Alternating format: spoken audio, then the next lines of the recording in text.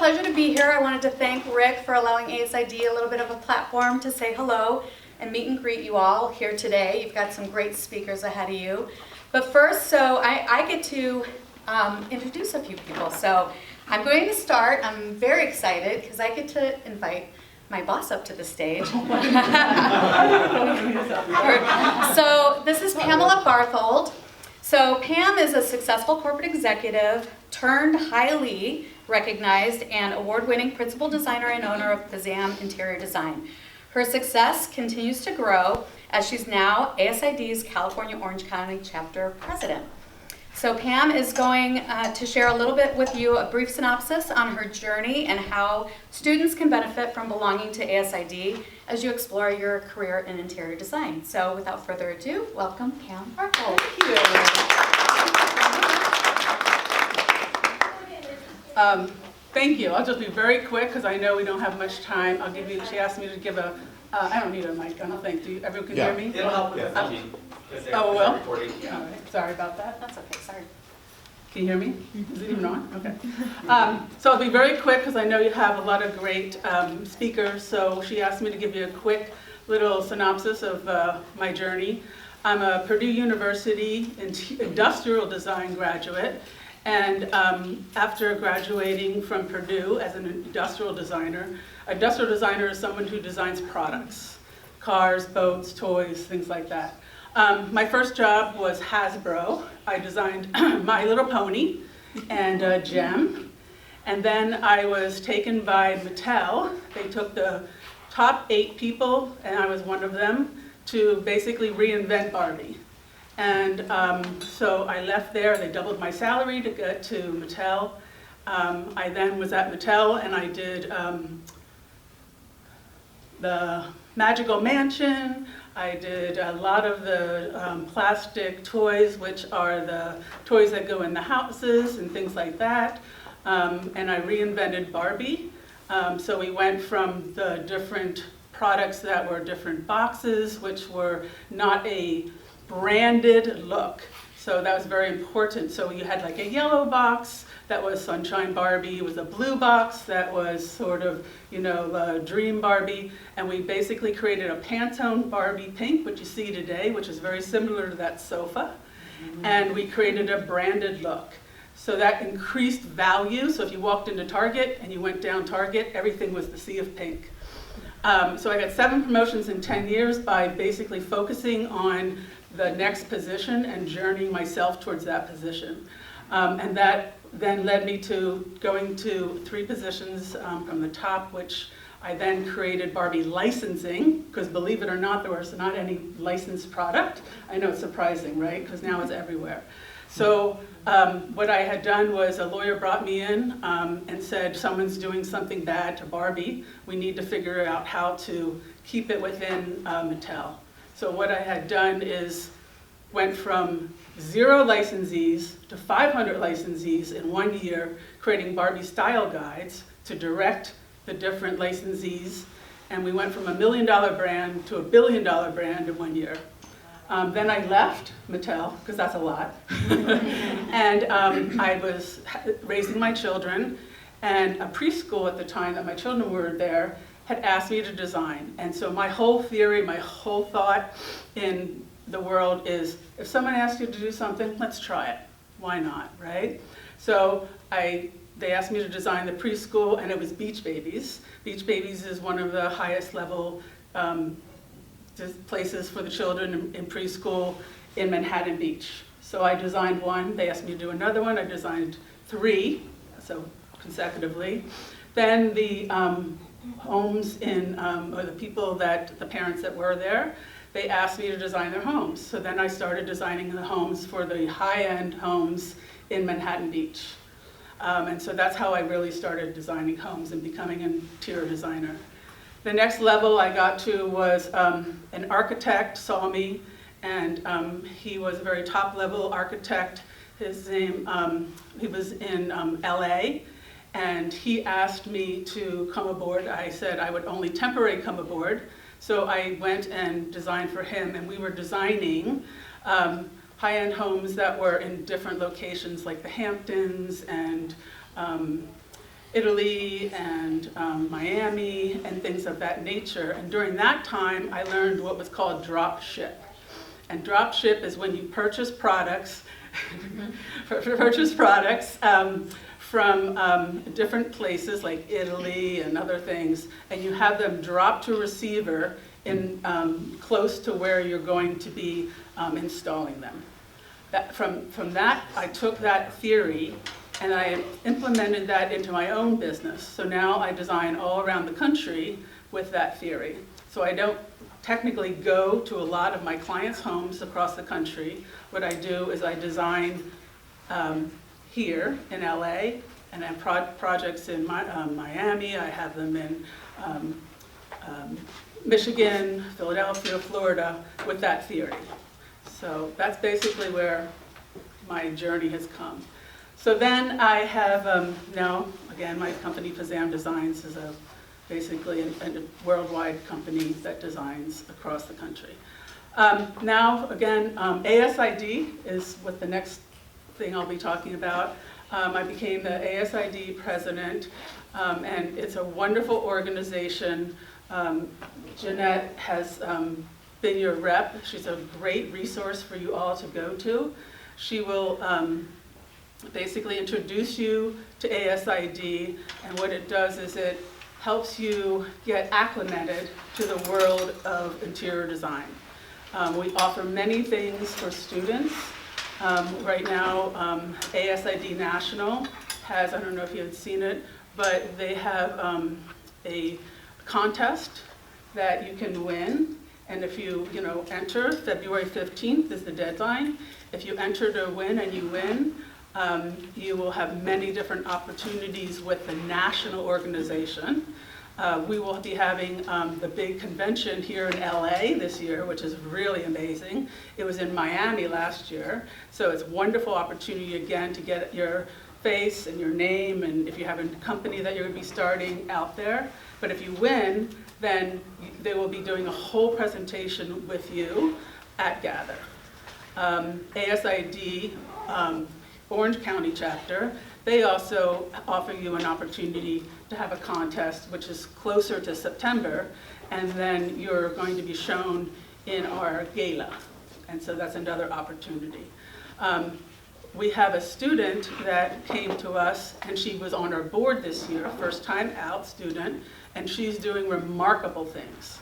She is a chair, and what that means is she is setting up our mingle. So every month we have a mingle, and then every month we also have roundtables. So again, we hope that you come out, and we hope that you do many things with us, because they're hopefully going to get you out there to meet many people. Thank you.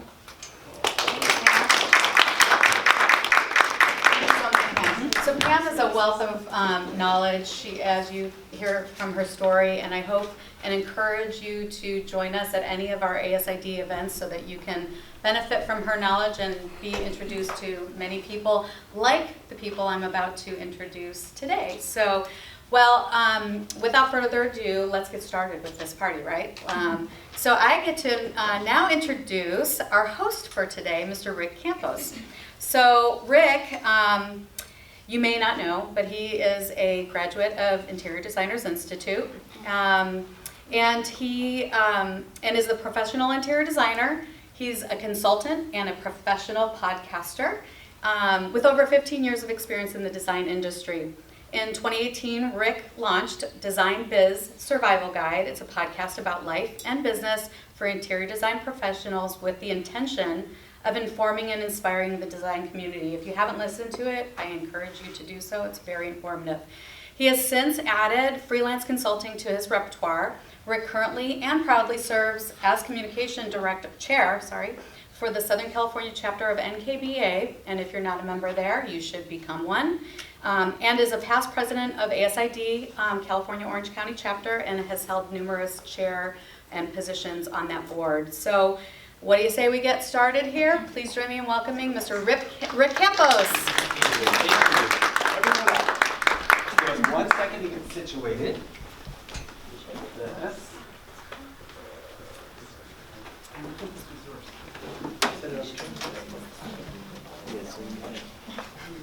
All right, everybody test your mic, make sure it's on, it's working. Say something into it. How do you do that? And if you so let me turn this. Does that work? Turn it on. Yeah, until it lights up green. Oh no, on top here. Testing.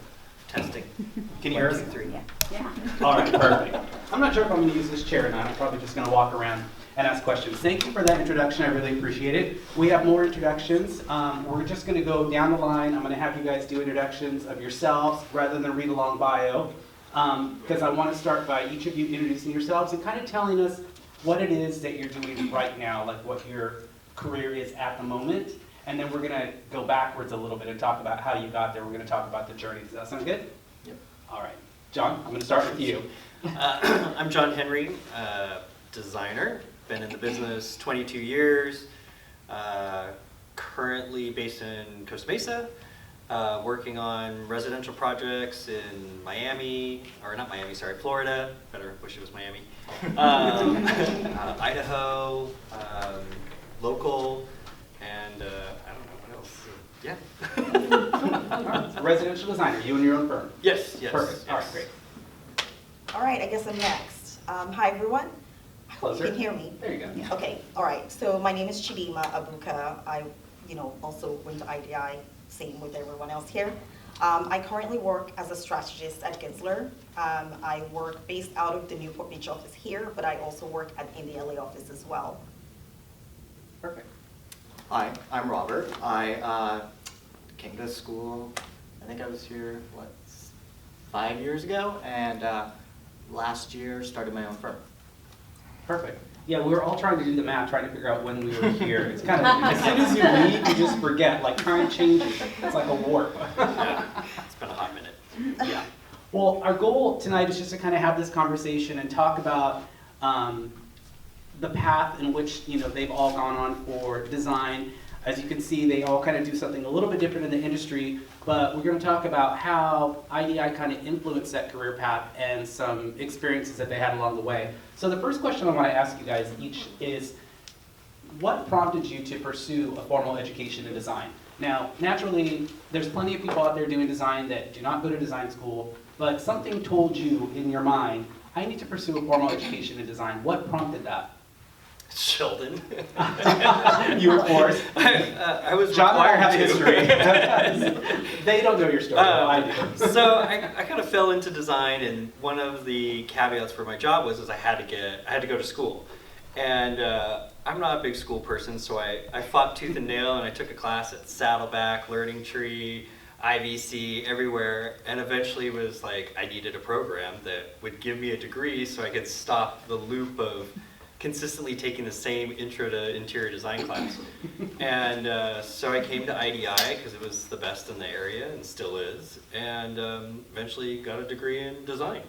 And IDI is very structured, so I did kind of the same thing. I wasn't threatened, but I felt like after looking at the different curriculums, IDI was very structured and was like, this is what you got to do, and you can't stray from this path. You start here, you end here, and you're done. And so that appealed to me as well. And they gave you all the fundamentals that you really do need. Absolutely, absolutely. Chidimma? Okay, well, my story is a little different. Actually, I heard about IDI when I was finishing my master's in business.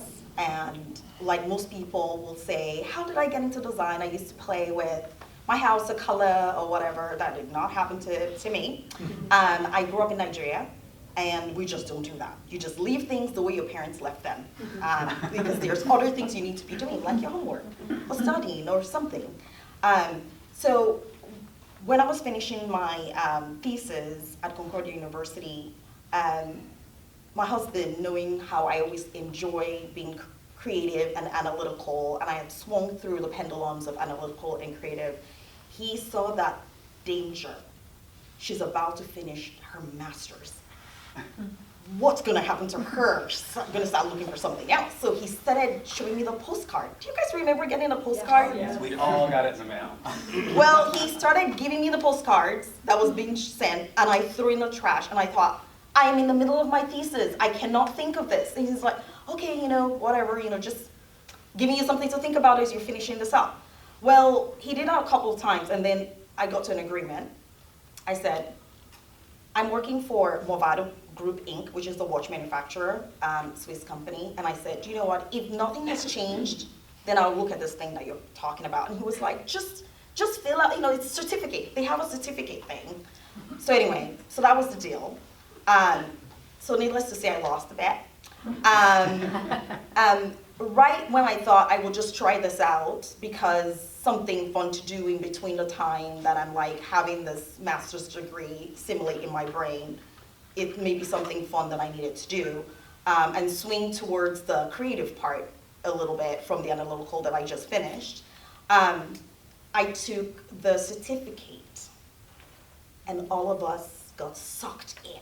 And honestly, it was, and I don't know if they still do, they have the arrangement where you can make payments 3 times, right? So my trick was, I'm gonna sign up for the 3 times payment, so that if I'll just do 1 payment. If it sucks, I'll say, thank you, oh, it was so great. And I would run for my life, like not do it. Because I remember like it was yesterday, them taking me around the other building and showing me all these amazing things that people had done, and I said, in fact, I remember getting into my car with my husband and I said, why did you bring me here? Like, look at what they do. They draw, whatever. I've never drawn in my life. Like, he's like, don't worry, they said it will be fun. I said, I bet you they tell that to every student that comes in here. They're probably lying. But needless to say, I decided to try it out. And funny enough, Judy was actually the one that stepped in to teach the certificate class because the person who was supposed to be doing it was pregnant and she was on maternity leave. So I kind of got to know the school kind of through her eyes and going through all that program. And I remember, just like they still do today, they tell someone who has won Hall of Fame or whatever it was. And I remember picking something from the floor that happened and everyone was clapping and I started clapping with everybody and my friend was like, it's your name they call. And I was, oh my gosh, So that was, to me, a way to say, keep going where you are. And this program has to be structured, which I think is what we all like, because structure was a huge, huge big part of how I learned. So I felt I would just keep going. And that was kind of what really brought me here. But another thing at the back of my mind as a thinker and strategist, which you'll start to notice, is what does the plan look like? I already have a master's in business. What is this going to give me? And how do people treat the people in that industry? Like, what do they do? Because if you come from a culture like me, you have to be a lawyer, doctor, maybe accountant may pass, but you have to be something of that nature for you to be seen as a valuable career that you're doing. So I really wanted to use the opportunity to also investigate what does that really look like, because my other counterparts from master's program were like going on with their career, being business, and I'm thinking about going back to school. So at the back of my mind, it was important that I balance out my master's with another master's. So one of the reasons I stayed on was because IDI had a master's in interior architecture program, which was what I eventually ended up getting. Perfect. And Robert, what about you? What prompted you to pursue a formal education in design? You can't copy her story. I always wanted to be something to do with homes since I was young, and I played The Sims, and then my aunt got this program, Chief Architect software, and I just started playing with it myself and kind of taught myself how to do floor plans, 3D renderings, and all that. And then when it came time for college, when I was older, this was when I was like 14, 15, I kind of learned that stuff. I'm an intuition type of guy, and my intuition was like, don't go to college. I'm somebody that's very driven and knows what I want. And I didn't know what I wanted at the time, and it wasn't until I was 21, and a guy told me I had to go to school if I wanted to date him. And so I looked for, I was very into boys, and I found FITM was the first one I looked at for interior design, and I was like, well, no, they're more fashion. I don't think this is going to be really giving me the benefits I need. And then I came here and walked through the halls, and I was like, okay, it's only interior design, that's what I need. I just want my into it. And so it took me about 3 years to do my associates, because the whole time I continued to work. But I mean, the whole time that I was here, the main benefits that I learned was CAD and learning more 3D software, and that's kind of how I end up getting most of my clients, is knowing those softwares. And they go, I don't want somebody to just come in and make it pretty. I need them to really show me. what it's going to be, and that school gave me all those tools. Cool. Let's talk about like previous experience interning while you were here at school. So I know depending on what program you're in, internship is required, and then other people just choose to work for other designers while they're going to school as well. So starting with you, John, what was some experience that you had in design while you were going to school? Did you, well, I know, but they don't know. Did you intern or? No, I didn't intern. I mean, I was working in design for, I don't know, 2, maybe 3 years before I came here. And so while I was working, I was going to school at night here. And I mean, they kind of played into each other because I was like having real world experience and going to school. Probably the teachers didn't love that too much because I'd fight a little bit, but it was kind of more synergy. It just, I was doing both of them. Yeah. So. Yeah. What about you? Well, for me, I did do an internship and as well as an externship if you do the master's program, and I think that was really an eye-opener for me because a lot of the reasons why I did it was mostly for investigation, and one of the things I decided to do was to pick where I wanted to go because luckily for me at that time I was at a situation where I had planned it that I could pick where I wanted to work. I wasn't working because I needed a pay, which I know doesn't happen to everybody. So it's a time in my life I'm very thankful for. So one of the things I did was I actually volunteered to help Laurie Michelle, Oh yeah. help her out with whatever she wanted. And it was a good synergy to be there because her husband is an architect and she does interior design. Yeah, tell us about that firm a little bit. What did they do? So are you talking about Max Michelle? Okay, so basically she does a lot of kind of commercial residential at the same time, meaning like when you think about multifamily buildings and doing that design and like the common areas. So it gives you like a fine line between residential and commercial because they have, and a lot of places have really gone above and beyond, especially with COVID, is like make you stay within the compounds that they create. Like Irvine Company is very good at that, for example. So you don't have to go far. You can swim, you can study, you can work out, you can do all of that in that confines of that. So she was very good at doing that, and she still is, and she does so many other things as well right now. But that was, to me, a good way of like learning that, because I try to substitute for things that were not necessarily taught in school, but prepared you for it. So I kind of went and investigated in things like that, which was very helpful for me. And then when it came to like doing the bachelor's degree, one is required to do an internship. So I was lucky enough at that time, obviously, joining IIDA and the ASID, being a member of that, and also working in the student, kind of doing what you did, which was very helpful because it helps you also understand what's going on in industry. So that really helped me as well with doing my internship at Little Diversified Architectural Consulting, which I'm sure most people do not know so much about that. But remember, I worked for Movado, so I was interested in the retail side of design. So working there, I got to know the principal through joining RDI, which is the Retail Design Institute, which is another, if you want to really focus on something. I joined that as a student and then got to meet other people that really did retail design.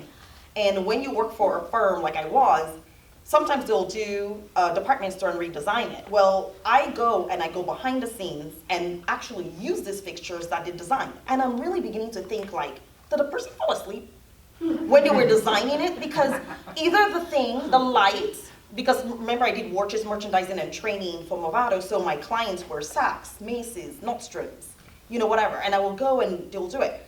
And then you get behind the counter to try to merchandise the store, like while you're training the associate, the store isn't open yet. And you put your hand inside and then you burn because the fluorescent light is too low or too high or too whatever, and you're going, who are these people that design this stuff? So I really wanted to know, that side of it. And luckily through my master's in business, one of the things I was writing my thesis had to do with also sustainability and all of that. So I had the opportunity to go see in China people that make fixtures that eventually come to the United States and things like that. So I was curious about that. So that was really cool to work with James there. And then my externship was with HOK, which was in Culver City. So that was very helpful for me. All right, so you did a lot of, you were working in the field as you were going to school. You were doing a lot of Yeah. hands-on design, I was like, just like John was. yes, like floating everywhere. Right, right. Which is valuable, I think, and I'm glad that you're sharing that, and I hope that you guys are taking this in, because that experience outside of the classroom is really, really valuable. And you want to get that under someone else's umbrella as early as you can, and you may always work under someone's umbrella, or you may choose to launch your own business, which we're going to talk about in a second, and gaining that knowledge outside of the classroom is really, really valuable. Okay. Robert, what was your experience like while you were in design school? Did you work for other designers? Yes, so when I first started, I moved out here from Temecula, and I was somebody that had to work for that paycheck every day. So my brother's friend got me a job working at Quickset Doorknobs, which ended up being kind of fun to go work at, and I did warranty, which was very boring. So just letting you know, if you have a Quickset doorknob, if the finish is coming off, you can get a new one for free. But you go to some client's house now, and you go, oh, your doorknob's on upside down, and you know how to fix it. There's always a way the wave's supposed to go. And so I worked there while going to school, and I remember sitting at my desk, and I would be doing all the projects, and they would get pissed off at me because I'd be like trying to focus on a phone call and also doing like an arts and crafts. It felt like arts and crafts to me. And so at that time I was like, well, this is gonna work because I need to be kind of focused on the career I really want, not just one little specific area.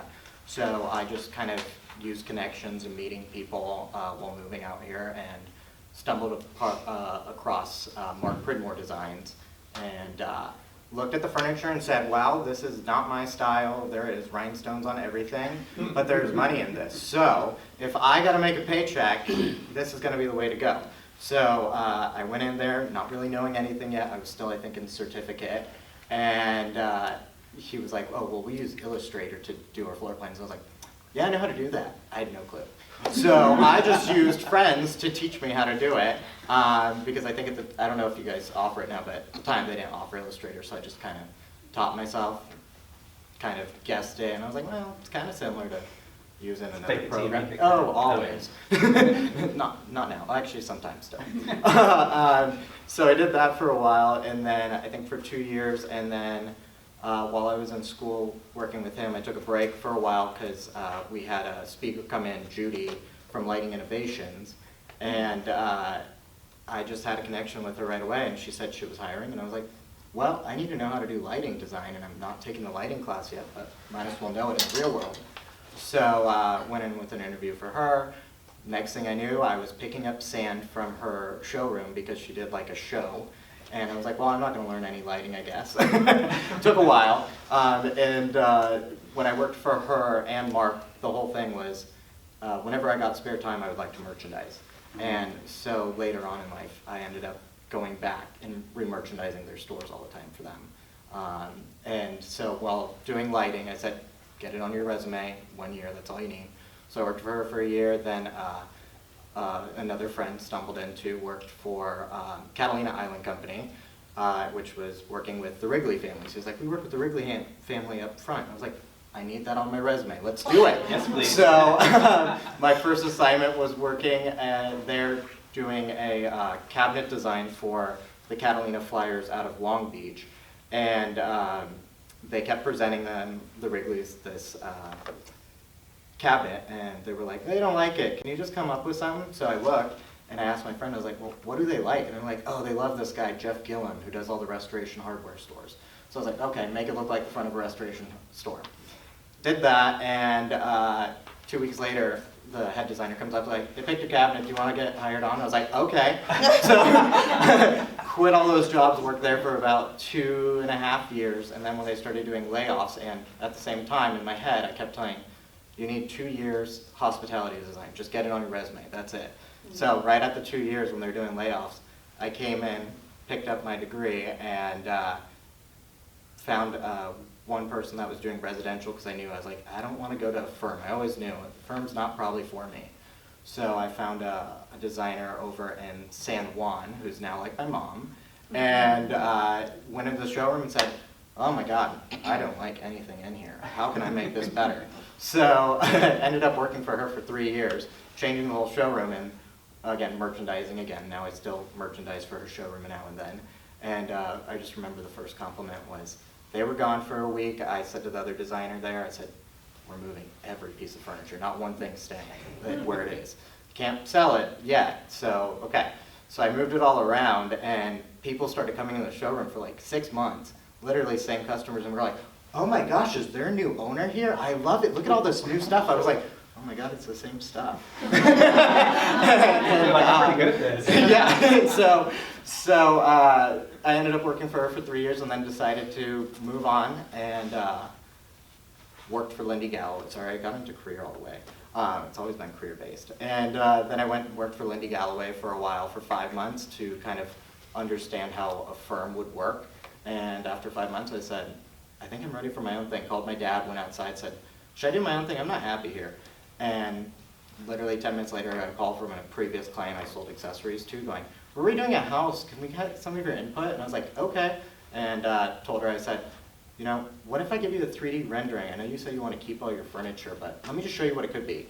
So went ahead and did the 3D, and she was like, all right, we want to buy all that. And I was like, okay. And then I just started. I love that. So I think we've reinforced the reality that no one just steps out of the classroom and into a career.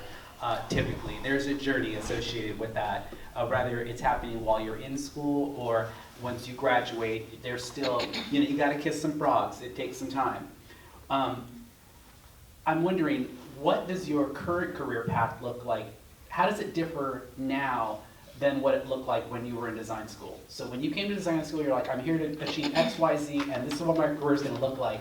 Did it turn out that way, or does it look different? God, that's a hard one. Yeah. I think I always thought I would just take over my old firm's business, and I would just kind of ride that coattail and, you know, eventually just go off into the sunset being a designer. And then after 15 years, it was like, nope, that's not going to work. So started my own company and never looked back. I mean, Right. It's something really nice to kind of work for somebody else, because if you make a mistake, they pay for it. Right. But it's nice to do it on your own. But you worked for design for 15 years. Yeah. So at what point did you decide, okay, I am going to just go out and do this on my own? I mean, Money. It was money. Yeah, I guess so. Yeah, because I mean, we were selling a lot of furniture and making a lot of money, and I was like, you're making a lot of money. I want to make a lot of money. You were making a lot of money for someone else. Yeah. Right. So yeah, it came down to money. Not much money either. It was like, you know, I just want a little X, Y, and that was the breaking point. So. And you also knew, by being at that firm for so long and seeing the business side of design, you were exposed to a lot of it. You had confidence that you could do that. You've been around it long enough to... Yeah, but that was the funny part, is I didn't know if I could do it on my own, because I always had, you know, shelter. Sure. And so it really, like, I remember the first job I did on my own, I was like, oh my God, do I really know how to do this? Like, do I know everything about construction? After 15 years, you asked yourself, yeah, do I really know you're how to do still this? like, oh my God, because then it's, you know, you don't have anybody to say, like, you know, that's the right way. Yeah. So, so it was still scary. I still do jobs now where, you know, after 20 years in this industry, I'm like, oh my God, do I really know what I'm doing? So, but I think the doubt keeps you safe. You know, if you just are a little arrogant about it all, you're going to screw up somewhere, and it's not going to go good. Oh yeah, it keeps you on your game for Yeah, sure. yeah. For sure. And Yeah. Robert, you kind of mentioned kind of your pivotal moment when you were like, okay, hey, I think I just want to do this on my own. Yeah. Was the business part of design, was it a concern to you? Like, how did you tackle that aspect? I had to have a lot of savings. I just had to keep saving everywhere I worked at. But no, everywhere I've ever worked, I did tell them at the very beginning what I wanted, which was, I know I want to work for myself. That's the end goal. How can you help me get there? I told them up front. And at the same time, I said, you know, as I help you, you help me. And no matter what, I just still try to contribute that. So every now and then I'll buy something from Lindy Galloway, or like a left bank piece, and I'm like, that's from her, I'm going to support you, because somehow along the way, it wasn't the right fit, but you supported me. So, I mean, it was always in my head to want to do my own. Now, it's hard and very stressful. Nobody tells you that. You want to cry a lot, but it's okay. At the end of the day, the stress is so much better, I will say. Yeah. Well, what would you say is the biggest challenge of running your own design business? Telling yourself you don't have to do it all, and knowing, hey, get the support you need and where you need it. and finding that, which I'm trying to find somebody right now for that. Right. Yeah, you can't do it all on your No. own. You can't do all of it. It doesn't mean that you have to have a team of 20 people directly in your office at all times, but you do have to rely on a support system of other professionals, because there's so much more to design when you decide to start your own business of design. That it's more than just design. Well, it's a business. It's a business, Mhm. so it's a whole other deal. And you think you'll be done with those clients, but they stay around. They want that one pot. Years. You're gonna find that one pot still for me one day. They'll come back for Because it. you did such a great job, they'll never go away. Uh-huh. So Chidimma, your path was a little bit different, and so you were kind of under an umbrella of a corporate, company, and so it's a little bit different because you're not so preoccupied with the business aspect. And would you say you're able to focus more on creative, and do you prefer that as opposed to running your own business? Well, I'm listening to the both of you, and it's really funny because even working in a corporate field, there are definitely parallels to everything you've said. Working at Gensler, in case some of you do not know, it is an employee-owned company. We're not a publicly held company. So everyone comes in as they own whatever that they're doing. So it's a little bit of a different mindset when working at Gensler, and that has made Gensler very successful in that we're the largest architecture firm globally. And we are in now 53 offices in 16 regions around the world, and many other places that you are trying to go. So Gensler's really carved out a niche in that everyone can feel like they're running a business within a business, and that's why we call ourselves a one-firm. For me, again, talking about structure has been very important to me and the way I learn and how I contribute. So working in a corporate place, especially when most people don't want to do it, makes me very interested in doing it. So to me, I really wanted to learn because I come from a corporate background. I've worked in finance, I've worked in marketing, I went to FINM, along with so many other schools that I've been to and earned different degrees. But I always like the impact of being able to touch a lot of different people very quickly. So Gensler has that going for them. And for me, when you talk about like, where did you see yourself and where you are now, I kind of gave myself some grace when I was going through here, because I knew that even coming to IDI was basically another step to where I may end up, which I don't really know exactly what that is, but I know exactly what it's not. So for me, it was important that I finished, a comparable degree and finished here and looked at what next. And it just so happens that when I was finishing up Gensler, and I just kind of partnered up, and they, took me in to be that. But as I said, I finished with Masters of Interior Architecture, right? And then I'm a strategist at Gensler, and most people do not even know what a strategist entails at Gensler or anywhere else. And it really has to do with, there's a process to make something successful. And if you want to do the process well and be successful, you need strategy behind it. And strategy works with a person, a community, a country. Without strategy, everything starts to fall apart. So there's a process that things have to be done. And at Gensler, we use strategy to make something work well. When I left here, one of the things I think before I left, I was very interested in when I got on, because I had learned about international sustainability when I was doing my master's, was what is sustainable about the way that we design? Are we contributing positively or negatively to the way that we live? So starting off with doing my environmental design class really opened my eyes to understand how sustainability is done in the built environment. And I had that passion for it. So before I was done one of the summer vacations, I read about being a green associate with USGBC and passed that exam. So that kind of started me off. And then right when I was done with the Masters of Interior Architecture, I quickly did my IDNC, which is Interior Design and Construction, before I started working at Gensler, because I knew when I got there I may be way too busy. Well, I went in and got hired by Gensler as a consultant first, which most people that worked at Gensler didn't know I came in as a consultant because I was under the umbrella like everybody else. But I was a consultant for like a year and a half, which was great for me. And I went in as a sustainability specialist. So everything that has to do with the built environment and getting the building certified in either LEED, and my first year I added 4 more certifications. So I got my WELL AP, Fitwell, Living Building accredited. So anyway, I have 5 total. And so my whole goal was to understand what that is. And I did that for a year and a half, almost 2 years. And then I got bored. And then I started to say, you know, I really need to do something else. And the thing with Gensler, so I'm giving you guys all the, you know, backstories, and it's being recorded, so I'm going to be very, very not so, you know. You can meet me later. Is you have a platter of different avenues that you can do things. So you have your role, which is what you're called, but then there's other roles that you can also do at Gensler. So I'm a sustainability strategist, which is like my title, but then I'm also Southwest Regions this, or I'm also the research champion, because Gensler does so many things. So they have a research institute, Gensler Research Institute, where a lot of our, and please sign, I would recommend, that's one of the things I did during my master's, is a lot of research that they share with the public for you to understand what's going on in the industry, so that you can make good decisions on what's going on.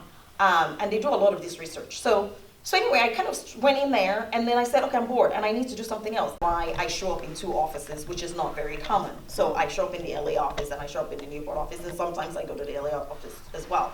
But it gives me an opportunity to build the strategy practice area at the Newport Beach office and have the principals support me and be ready for me. So that's why I say it's a business within a business, and trying to think of like, who are the people do I want to make to be part of this team, who have never thought about being a strategist but have the ability to do that. What are the different characteristics that people should have who wants to be a strategist? So there's all these things that you have to think to make it successful and billable and return on investment. You kind of think about how much money it could be made. How do you go to all the different studios to tell them you need a strategist and brainwash them? Okay. So those are all the things that I did not see coming, just coming through here. But I will tell you, no knowledge, I say, is ever waste. Right. Everything you learn builds up to something else that you do.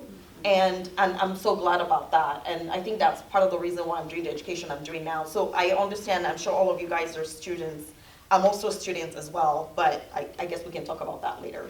Well, I'm glad that you shared that though, because it's very easy to think, well, if I don't want to start my own business and run my own business, I can just go kind of hide in a cubicle and work for a corporate design firm and just kind of do my thing. And I suppose you could do that if you wanted to, but it's nice to hear that at a place like Gensler, there are opportunities for you to be exposed to more of the business side, as much as you'd like to be, as much as you're willing to champion, you know, what it is that you'd like to see and learn more about. Exactly. So that was very telling. Thank you for sharing. Thank you. You also mentioned that your ecology class had an impact on the direction that you were going and kind of fueled, you know, your next steps in design.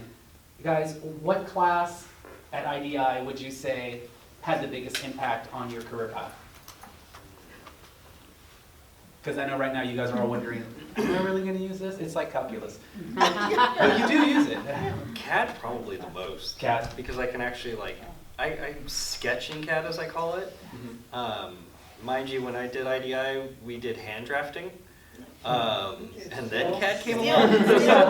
Okay, good. You guys still hand draft? That's great. But CAD was great because you learned how to kind of draw, and you know, most everybody talks in CAD now. I mean, if I come across some builders or whatever, and they're like, "Oh, we don't use that," and you're like, "Oh God." It's a cabinet guy. But it allows you to kind of like draw it fast and to scale so that you know it's going to work and go there. But then I also did love environmental design, which everybody hated me for because I was like, "You're basically killing the planet." But it's true. So yeah. Mine was definitely the residential class. I was like, done, okay, I know what I want. Houses. Yeah, so that really just kind of helped show you what it is that you really wanted to do. Yeah, well, no, I mean, doing the CAD and the SketchUp class too, for sure, were, I'd say, the biggest components that I learned here. Right. But especially with like SketchUp, it was a course, I don't know if it's like a second course that you can kind of take on the side. But I just, when I worked for Catalina, since my friend worked there, I just said, can I sit by your desk all day? And I'd watch him do it. Right. And then I would use my computer and do it at the same time and learn all the skills and just go, okay, now I know. But at least taking it here got me the intro into all of it. Nice, nice. So Chidimma, what would you say, what bit of advice would you give the students if they are thinking, you know what, I kind of like what she's got going on, I like the sound of Gensler, maybe that's a place where I want to work. What is some advice that you would give them to get their foot in the door in a place like that? Don't do it. No, do you know, I will tell you guys this, and I think I was sharing with a student earlier, that I'm very honest, because I don't see why do anything otherwise, right? So I'm always very honest. I don't know what people say about Gensler now that I'm in Gensler, but I remember when, I've never heard of Gensler until I started doing it, until I came here, and I will tell you a quick story about that. But I didn't know anything about Gensler. But what I started learning is, you know, like, only certain people make it to Gensler, only, you know, you have to be top of your class, or, you know, things like that. And I didn't know why people felt that or thought that. But one of the things, again, I came to investigate was IDA was giving an event, and I wanted to just go and learn, and they said, you know, there's going to be the Hyundai corporate office that is in Fountain Valley. That's right off the 405 freeway. Like, you can go, it's gonna be a tour. And I thought, oh wow, I can learn about buildings that are built, and this will be great. I'm gonna go and ask questions about what interior design, doing commercial interior design is all about. Because we all sit in one. Every day, this is a commercial building. You go into a hospital, it's a commercial building. You go, you know, so every day you're interacting with these. So I wanted to see from a different perspective. And so I went to that Hyundai Center. They took us on a tour. I was asking so many questions. And I think, now that I think about it, I'm sure if someone had like a umbrella with a hook, they would have probably, but I was honestly like asking because I just wanted to know, like, so you have this here because of the temperature? Did you consider this? And you know, all of that. And then when I was done, I went to apologize to the person that was taking it wrong. And I said, I'm so sorry, I'm a student, I just started at IDI, I'm just asking all these questions. And he said, do you have any time this week? I would love to show you your office. And he gave me his card and I looked at it. I'm like, your office is in LA. Why? Are you telling me? You know? So I went and showed my husband. I'm like, this guy, you know, was telling me. And then my husband goes, you know what? Actually, I was very nice of him to say that. And, you know, just because I don't like LA. And he goes like, you know, just say you can meet when there's no traffic. And you can just do the drive. So I said, okay, 10:30 or 11, I forgot what time, like where there's no traffic, you know, like I could just get there. And one thing, I get to the building that sometimes my navigation tells me it isn't. I'm like, where do you park? You know, like that was another thing. So, finally found it, you have to go down, and I get there and I'm like, oh, Gensler. I mean, I kind of saw it, and I'm trying to like, oh, that place where people have been saying, oh. So I made it upstairs, and he was so thankful, showed me all around, and then we sat down, and then he started asking me questions, and I said, is this an interview? I'm like, I just started this term. Like, I don't even know if I'm going to even stay in this thing. Remember?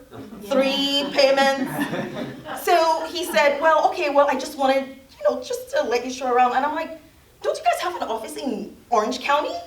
But now I realize, because people hoard certain people. Like, that's what happens, right? Like, they know you live in Orange County, but the point is you'll be working in the LA office if you do. Like, they hoard you. Like, they just want their talent, you know. But you can still work with other offices. But needless to say, nothing happened. And then when I was done with my bachelor's, I said, oh, you know, because they're telling us we need to do, you know, internship. I'm like, oh, my portfolio. So I sent him, you know, whatever. And they're like, someone contacted me and said, oh, he's now in the London office. I'm like, what? Where's my contact? He's my contact. And you guys let people go to the London office? You know, so that was another thing. And then I'm like, okay, well, fine. And then I continued on. And then it came to like my master's, right? And I was like, you know, I'm ready now. Here's now another portfolio for my master's, and he's in Paris. He opened a Paris office. What is wrong with her? I'm trying not to say his name.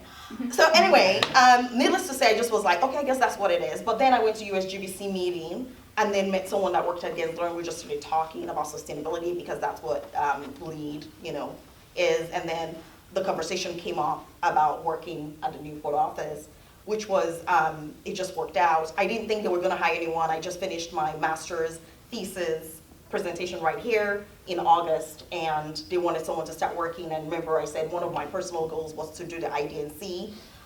So I was like, is there any way you guys can just give me some break? I've been in school for like 5 years, which I was. I started here in 2015 and started 2014 and finished 2019.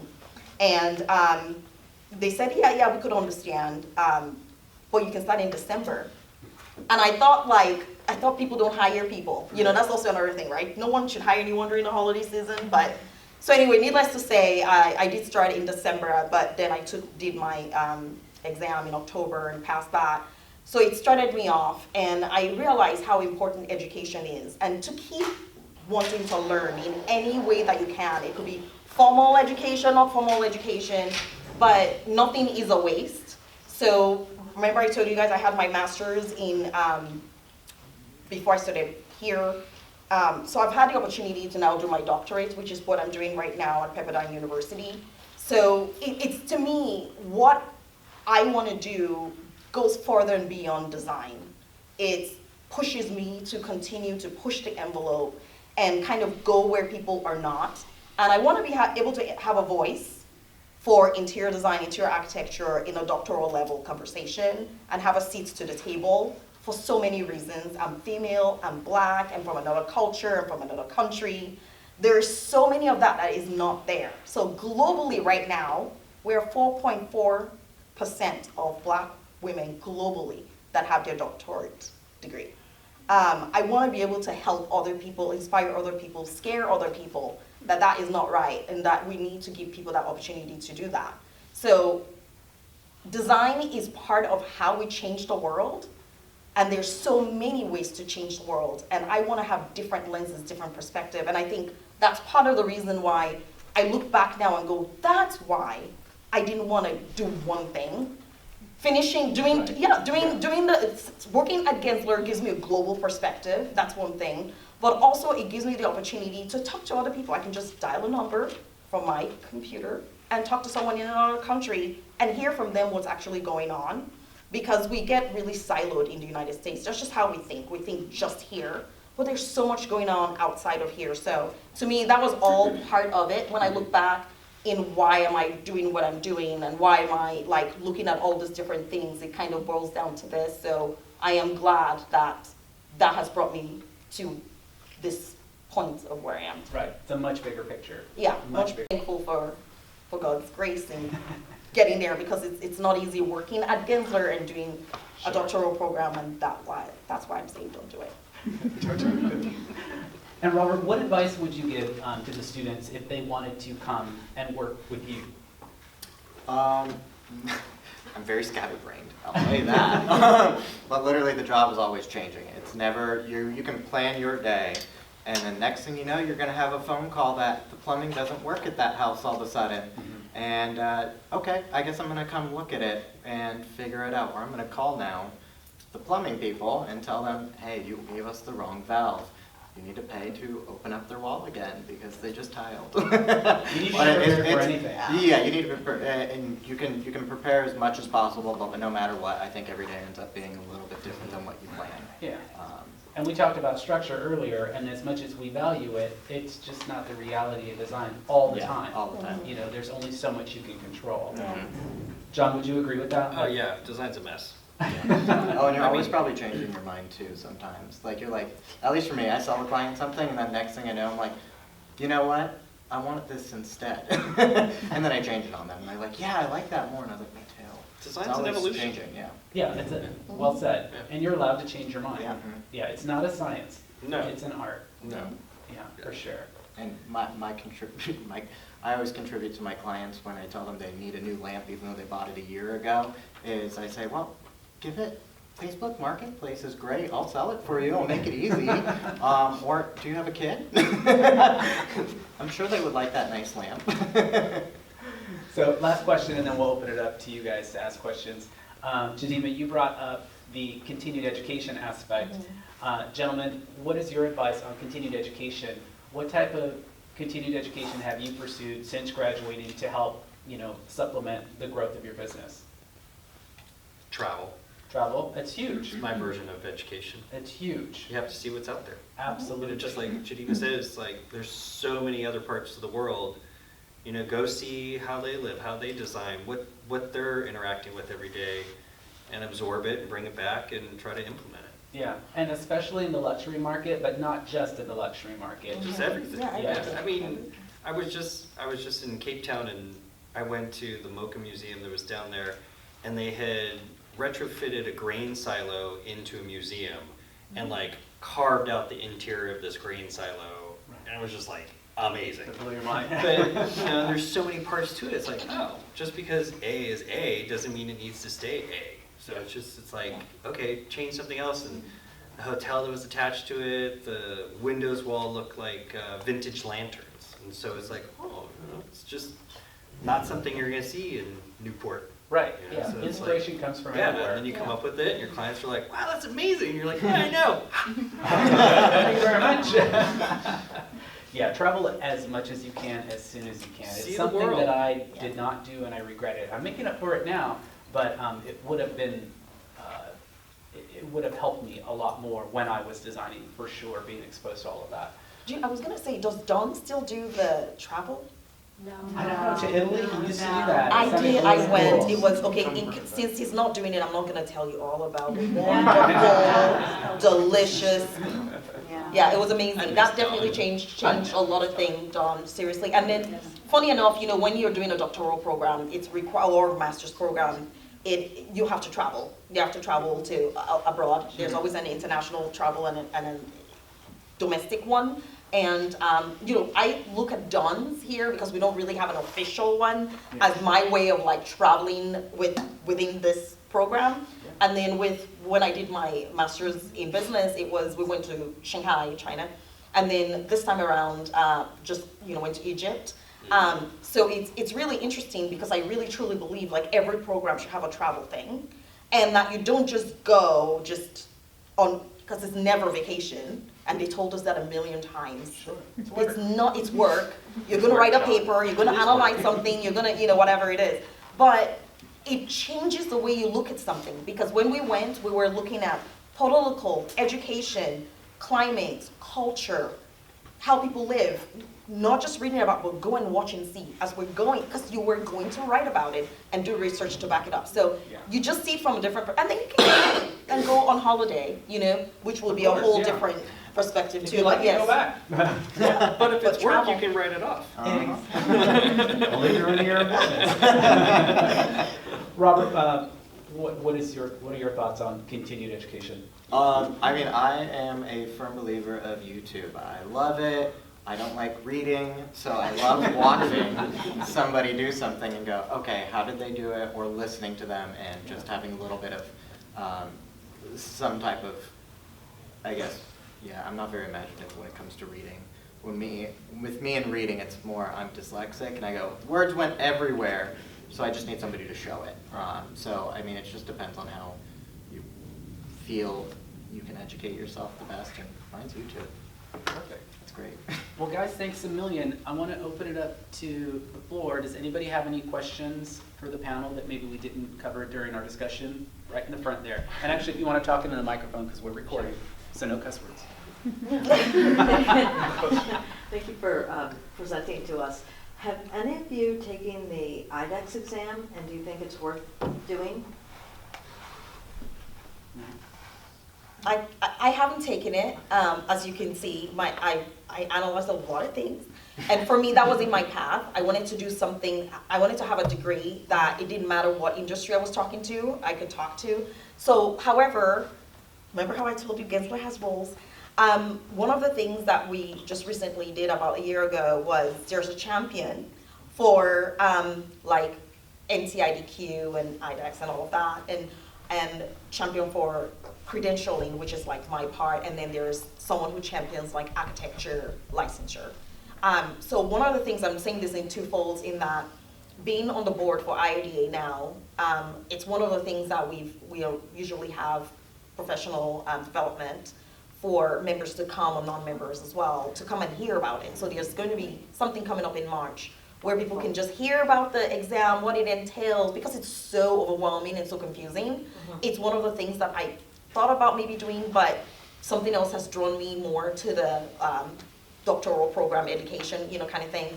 So, but yes, I can totally put you in touch with getting to learn about that, because we've had someone come from there to break it down for us, we busy people that have 5 million things to do, and it was very helpful. So every year now we kind of do that. So hopefully you can come to that and get your question, but definitely do it. Remember your path, right? Like kind of say you want to try this, but give yourself some grace. It could go anywhere, and then try to take the exam. Just do a little bit at a time. You know that 3 payment thing? Yeah.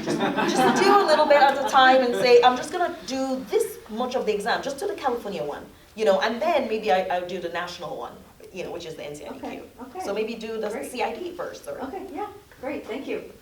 Any other questions? Yep. I'm gonna hand this to you. There you go.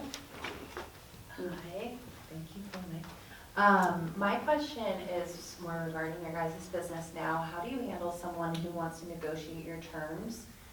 Do you come across that very often, if at all? And how do you kind of decide like what you're willing to work with them, and when you want to say like, no, I know my value and I'm not willing to go below a certain percentage or total, cost It's for a the great project? question.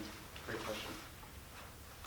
Who wants to go first? If it hasn't happened to you, awesome. That's a but- tough one. So, that's a tough one.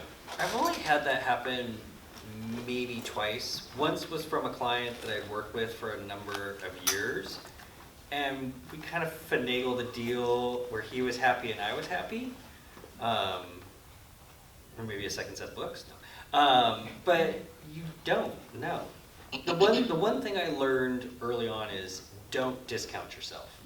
Because if you start discounting yourself, then you're taking away from opportunity where you could make that money from somebody else. And if they're not going to pay for it, then you don't really want to work for them. And any promises that they give you aren't really worth it. So I would say no. Just a hard no. Yeah. I really haven't had an issue with any of my clients so far, at least being on my own. I always start my clients off with a retainer though. So I tell them, hey, here's X amount of hours, this is the pay for it. And this way it's enough for you to see, is it worth your time? Is this what we're bonding? Because at the same time, I'm doing a lot of residential, so you're creating a home that they're always gonna be in and you want them to love it. So you wanna make sure it's a good fit. Because at the end of the day, if they're not happy, I'm not happy. It's like dating. Yeah, it really is. So I always just start with a retainer, and if somebody, and I'm too lenient with it, to be honest.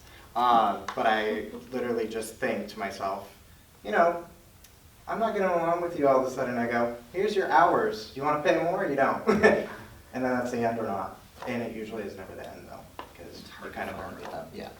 Yeah, because the finance conversation is difficult, and it's not for everyone. Again, really not something you learn in school. It's something that you have to kind of learn through experience, and it's harder for some people than others.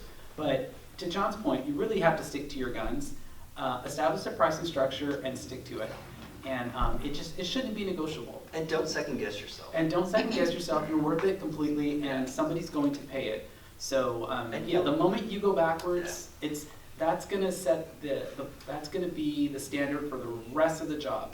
And so the first thing you should always talk about is money. Get it out of the way, agree to it, and then move forward. And if you can't get past that financial conversation, then the whole project is simply not a fit. We're not cheap. Yeah. This is a luxury. Yep. Right. You gotta pay You gotta for it. tell them that sometimes. Yeah, you gotta tell them. I mean, you want cheap?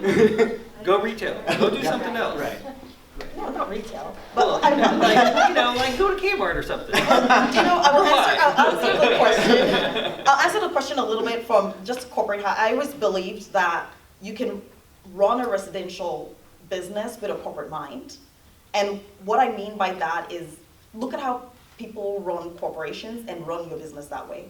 So that's what I did. I remember I told you guys I got hired at Gensler as a consultant.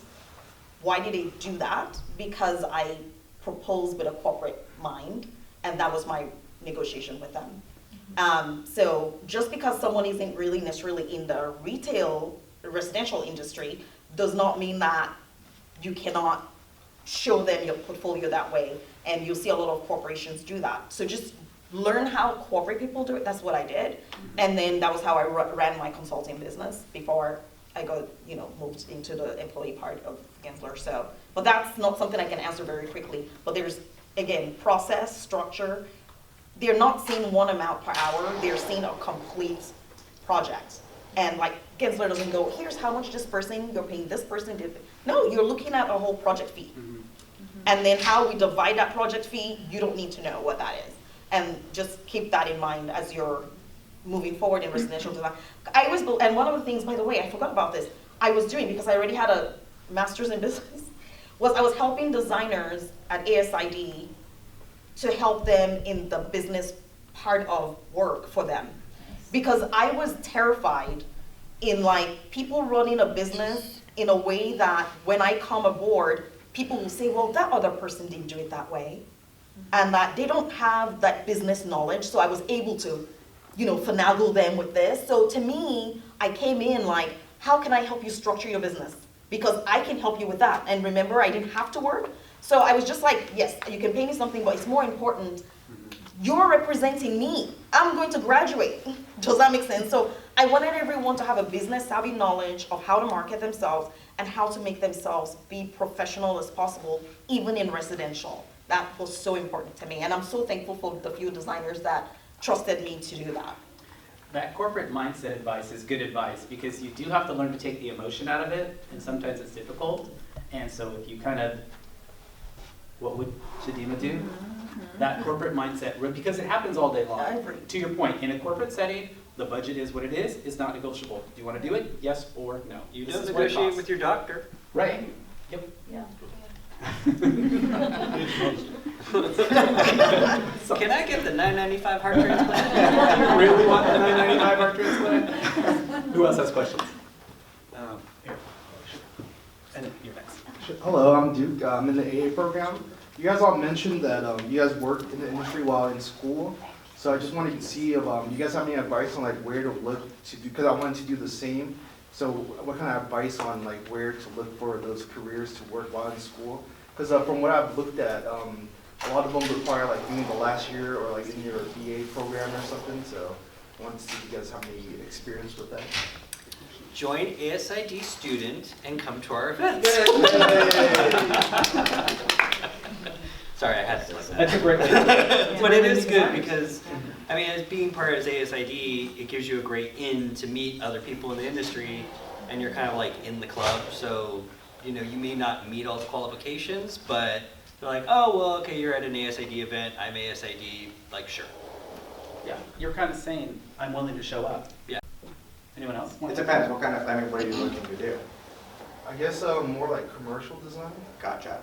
See, you're not the right guy then. My card reader said I was looking for a dark-haired guy because I went off my intuition. Not today. No, so you have to figure out where you want to go meet the right connections for that. So it might be an ASID meeting. It could be even just a job, going through the job book here. Like for me, I just went through the job book, or I just made connections with people that ended up working in the industry. So, for you, ASID, I feel like would be a bigger benefit, or if you know any like business ones. There's IIDA. Yeah. People that are members of ASID are usually a member of IIDA as well. But like I said, I started off trying to know both. I wanted to be knowledgeable in both, and I'm still a member of both. The thing with commercial design is like it's specific. Like if you're looking for where the people that work in the commercial industry, that's where they hang out, is IIDA. So that's one way to look. But like I said, retail design was also another one. They do not have a chapter here, but I joined anyway so that I could maybe make it once in a while. So that gave me I met a whole different set of people that focused on retail design. And retail design is amazing. It's, I know most of you, it's not taught here, maybe not yet, but it's a really unique niche. Because when you think about grocery stores, even anywhere that gives you like service, like banks are considered retailers. So it's sometimes service, sometimes it's product. And so that whole arena is an untapped industry that I think is amazing too, but it still falls under commercial design as well. But that's one of the ones I would do. And like I said, USGBC was also one that I got to learn. You know, when I got that, it gave me an opportunity when I started at Gensler as a sustainability specialist, because I didn't pick one particular place that I liked. Because people always said, what are you going to focus on? I like them all. I like all the different designs. Is residential? Is it commercial? Is it healthcare? I always loved every project that I did. So when I went to be a sustainability specialist, I was certifying airports, school, everything and anything in between that was a building. So I got experience with all these different types of buildings. So that really helped me. I'm so glad I wasn't focused on just one, because I was able to like enjoy the ride for all kinds of municipality to, you know, commercial, office. So that was very helpful. So I hope that answered your question. Yeah, the professional organizations, they're really valuable. So kind of hit them up, explore them all, basically just be where the designers are. What's the retail design one called? Its full name was? RDI, Retail Design Institute. Thank you. RDI. So I had a quick question about the business of design, economics, trend forecasting. Just curious to know what your thoughts are on what the trends will be within the next 5 or so years, just because a lot of us may not be graduating next week, right? So yeah, I just wanted to hear a little bit more about that from a commercial and a residential perspective, and also how you weather changes that may happen, something unpredictable like COVID, or just anything else that comes up. Save your money. Yeah. That's what I was gonna say. Save your money. Have a little cushion. Yeah, designers I find are notorious for going broke when they're dead. So save your money. Don't keep your overhead low. You know, you just never know. You could get a big project, save your money. Like, yeah, I mean, I'm not great when it comes to budgeting life, but I know how to save my money. It's like, you just are like, oh shit, just keep it, yeah. Always just keep yourself like buffered. Yeah. That way you're not chasing the job too. So that'd be my advice. And make sure you have clients that have good connections with a lot of people, because they will bring you other jobs around it always. I mean, that's how it happens for me, is it's just word of mouth. It's somebody telling another person, oh, he did this part of my house. Oh, you loved it? Okay, great. I should hire him. Yeah. So definitely, I mean, don't fight with any of your clients. If you have a disagreement, what I always tell them sometimes, I go, give me 1 second. And I walk away for a second. I'm like, here's a new idea, and I'll just change it. And I think they value that. As much as it is, you want to keep a business mind. If you're in at least residential, it kind of becomes a family member too. Those people do, at least for me. I think all my clients almost call me their son or their future husband. Not like I'm gay, it's not gonna work. They keep trying. Yeah, keep trying. But I think it's just keeping your good connections with those people, because you never know, like. Make friends with contractors. Oh yeah, contractors are great too. Contractors and builders. Yeah. And I think forecasting, Guys are good too. like being prepared for like the roller coaster of the economy and things like COVID that you could never expect or predict. Yeah, I think to John's point, just always be ready for anything. I mean, naturally there's some trends that you can kind of predict that are cyclical, and so pay attention to those as a business person. Don't just kind of fly by the seat of your pants. You know, watch the signs, talk to other designers, read the case studies like you were referencing earlier. There's a lot of ways to kind of be informed about, you know, past Listen to what your clients performance. say. And you know what? That's a really good point, because you're going to surround yourself by people with a lot of money, because that's an industry that we work in. To John's point, this is a luxury service that we offer, and typically our clients have a lot of money, they're very wealthy, and they're very successful. And that's why they have these things. And they know more than us. You can learn a lot from them. You know, so when they're investing, you know, watch what their cycles are and see when they pull back and when they really kind of go full throttle based on what's happening around us. It's a really good point. I've learned a lot from our clients. The 6 years that I was doing high-end luxury, I learned a lot. You know, one thing I would add to that, a couple of things that I've learned from going through all of this. And I was hired, like I said, I was hired December 2019, and COVID happened March 2020. So I could have been one of the people that was let go. So having that not happen to me, I will just share with you some of the things that I've learned is, one word that people kept saying is resilience and flexibility, knowing how to pivot, and that it's okay. So for me, sustainability was not something that a lot of people were doing, so letting go of me was not a conversation. So again, that was a niche that I was investigating, and I was interested in learning, like, how can this, because this touches on a lot of different people's lives. The reason why we do what we do is because we care about people, we care about their lives, we want to see them healthy, we want to see them happy. And what are the things that make them do that? And people will pay a lot of money for peace of mind, and knowing that what they're doing has a bigger picture than just what we see that you're doing. People want to be surrounded with people that think that way.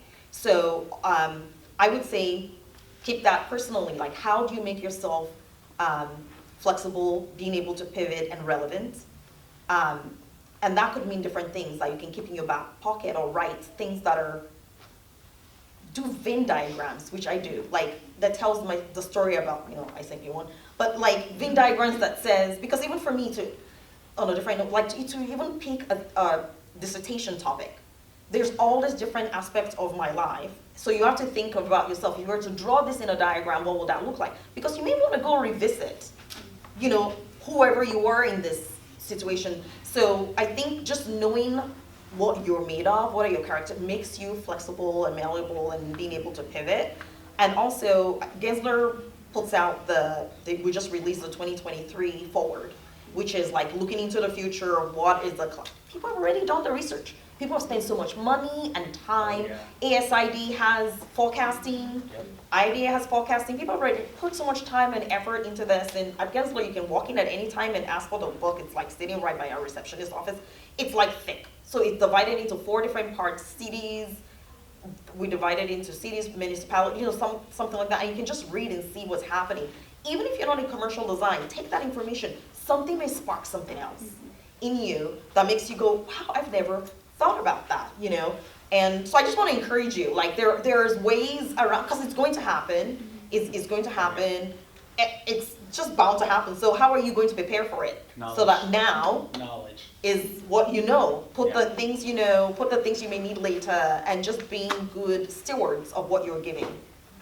We have time for one more question. Thank you. Anyone? Does anyone else have a question? We have time for one more. Sure, I'll throw Go for it.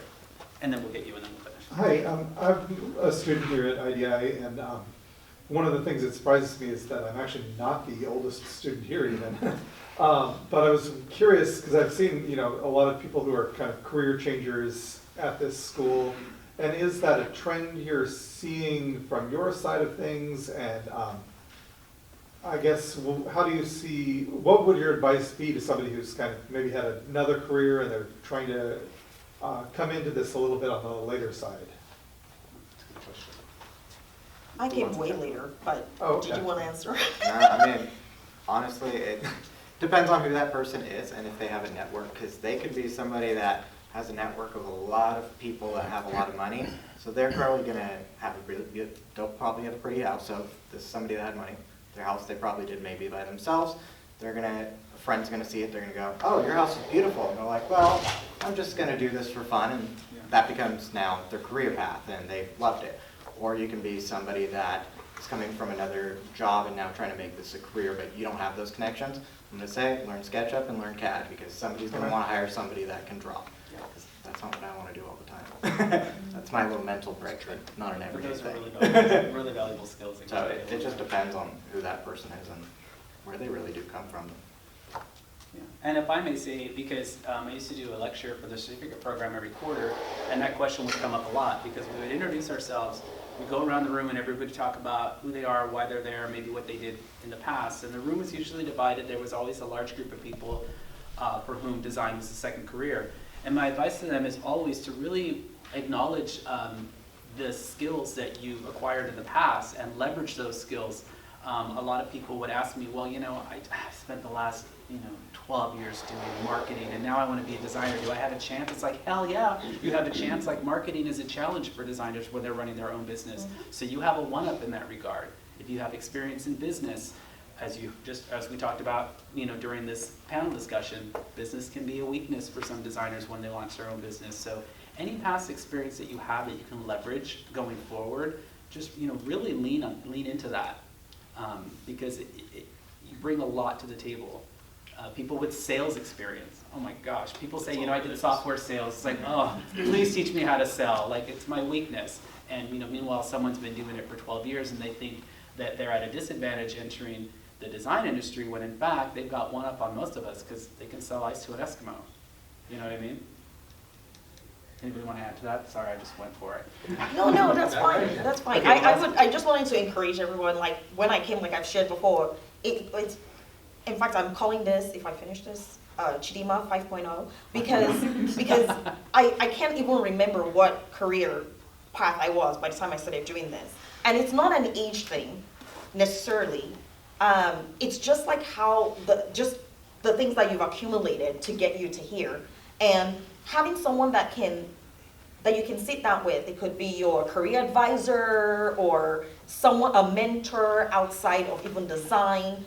They can even start to help you see how your relevance is to this industry. And it could be something completely different. And let me tell you, Gensler's Research Institute, it's like R&D. When you think of product design, how do you come up with a new product? How do you become relevant in today's market? There's a strategy called Blue Ocean Strategy, and there's red. Red means you have competition that has now jumped into that ocean and they're nibbling at your ankles. So it's red. So how do you make yourself stay in that blue ocean? It's things like that. It's another piece of education, another piece of skill, another piece of whatever it may be that you want to add to your tool belt. And for this program that I'm doing my doctoral program at Pepperdine University, I met someone who was going through his doctoral program because he wants to retire. His whole thing is his kids are all grown up and he's doing it so that he can just probably be an adjunct professor somewhere. So, but other people will say, oh, I want to do it because there could be, but you would never know that except you talk to the person and ask. So networking is huge. It's a great way to make friends. It's a great way to, work together, spark some talent you have, but you didn't think it was relevant, and someone tells you like, oh my gosh. In fact, today I was just talking to someone at Gensler where we're talking about, talent. And I said, one of the things I want to do is find out other things people do besides our title, right? So some people may be very good at, like I was telling her, I said, there is a woman who has a defect, and not in our office, but I was reading about it. It was a documentary. And she produces a lot of milk. Well, there's some women that can't, so she's a milk bank. So that's what she does. Well, that's a great skill. Someone else might need her, and she does. So she has tons in that she. Is that going to be on your resume?